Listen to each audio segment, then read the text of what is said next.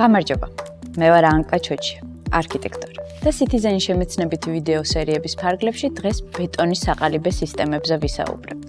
ყალიბი ბეტონისთვის იგივეა, რაც კალაპოტი მდინარისთვის. ის განსაზღვრავს მის მიმართულებას და ფორმას.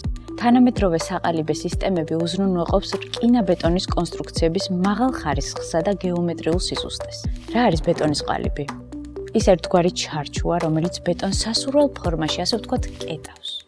თანამედროვე ყალიბები ძირითადად სამი ტიპისაა. პირველი ტრადიციული ხის ყალიბია. მეორე ლითონის. როგორც ერთგვარი ფოლადის კოსტიუმი ბეტონისთვის.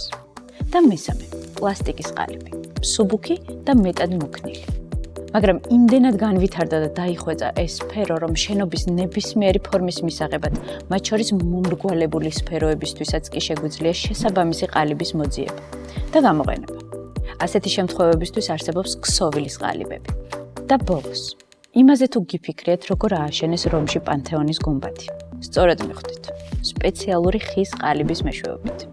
ამ ხის ყალიბის გაკეთება კი თითქმის იმდენად ვერთული იყო, რამდენადაც თავად გუმბათის აშენება.